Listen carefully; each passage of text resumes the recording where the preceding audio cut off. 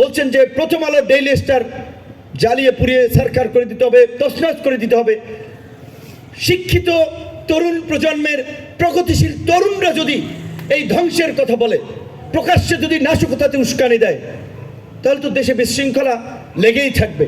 আমরা গণ অভ্যুত্থান পরবর্তী 15 মাস পরে এই আমাদের ভাই হাদি, যার মৃত্যু গোটা দেশকে কাঁদিয়েছিল, তার লড়াইটা আমরা করেছিলাম, আমাদের থেকেই সে অনুপ্রাণিত। সেই লড়াই ধ্বংসের নয়, সেই লড়াই নির্মাণের। তাহলে সেই আমাদের নির্মাণের সহযোদ্ধার মৃত্যুকে কেন্দ্র করে গত কয়েকদিন আগে যে নাশকতা এবং অস্থিরতা তৈরি করেছিল, এটি কিন্তু দেশকে একটি বিপর্যয়ের দিকে নিয়ে যেতে পারত। কেউ যদি মাইকে বিসমিল্লাহির রহমানির রহিম বইলা জাতির উদ্দেশ্যে ভাষণ শুরু করে দিত, আগে কিন্তু ভুক্তভোগী হইত জুলাই সহযোদ্ধারা। কাজী এই কথা কিন্তু আমাদেরকে পরিষ্কার মনে রাখতে হবে, যে কোনো পরিস্থিতিতে গণতান্ত্রিক প্রক্রিয়ায় বাংলাদেশের উত্তরণ সেটি কেবলমাত্র একটি নির্বাচনের মাধ্যমে হতে পারে। এটি ছাড়া বাংলাদেশকে সঠিক ট্র্যাকে তোলার কোনো রাস্তা নাই। সেই জায়গায় যেন আমরা সতর্ক থাকি। এবং আপনারা শুনেছেন, পত্রপত্রিকা এসেছে, আমাদের অনেককে গানম্যান দেওয়া হচ্ছে সরকারের পক্ষ থেকে।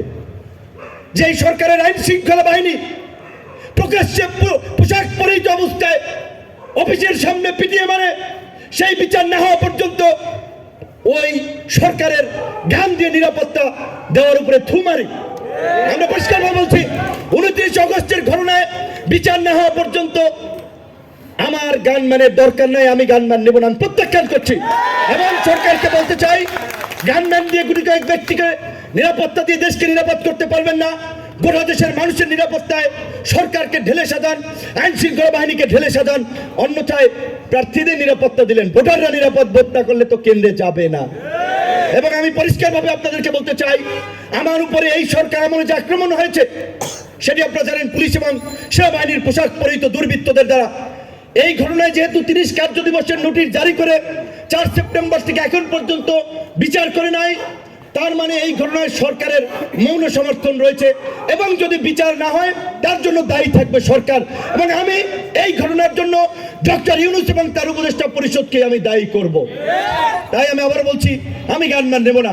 আমার যদি কিছু হয়, সেদিন আপনারা আমার কবরের সাথে এই উপদেষ্টা পরিষদকে আপনারা কবর দেবেন, এটি আপনাদের প্রতি আমার আহ্বান।